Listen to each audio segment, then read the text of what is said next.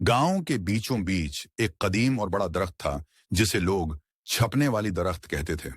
गांव वालों का कहना था कि यह दरख्त किसी जादूगरनी की बद्दाओं से मुतासिर है और रात के वक्त उसके पास जाना खतरे से खाली नहीं।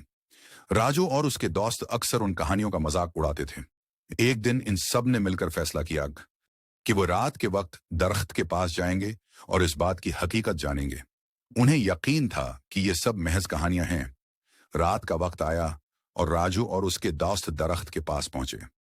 चांदनी रात थी और दरख्त की शाखें हवा में झूल रही थीं, जैसे किसी जिंदा चीज की तरह हरकत कर रही हूं। एक प्रसरार खामोशी छाई हुई थी। जैसे ही वो दरख्त के पास पहुंचे, एक गैर मरी हरकत महसूस हुई।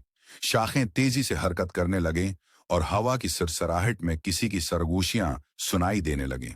राजू और उसके दोस्तों ने एक दूसरे की तरफ देखा और खौफ जदा हो गए। राजू ने दरख्त के तने पर हाथ रखा तो अचानक उसकी शाखें तेज हरकत करने लगे और उनमें से एक भारी साया नमूदार हुआ। वो साया धीरे धीरे शक्ल अख्तियार करता गया और इसमें से एक औरत की हंसी की आवाज सुनाई दी। ये वही जादूगरनी थी जिसकी बद्दाएं दरख्त में कैद थीं। जादूगरनी ने अपनी कहानी सुनाना शुरू की कि किस तरह गांव वालों ने उसे कत्ल करके इस दरख्त में कैद कर दिया था। इसने कसम को अब कभी भी उस दरख्त के पास नहीं जाएंगे। गांव वालों ने उस वाकये के बाद दरख्त के पास जाना बंद कर दिया और इस जगह को मुकद्दस मानकर उससे दूर रहने लगे। आज भी लोग उस दरख्त के बारे में कहानियां सुनाते हैं और रात के वक्त उसके पास जाने से डरते हैं। ये कहानी हमें याद दिलाती है कि बाज़ औक़ात पुरानी कहानियां और बदअदाएं सच हो सकती हैं और उनका असर बहुत खौफनाक हो सकता है।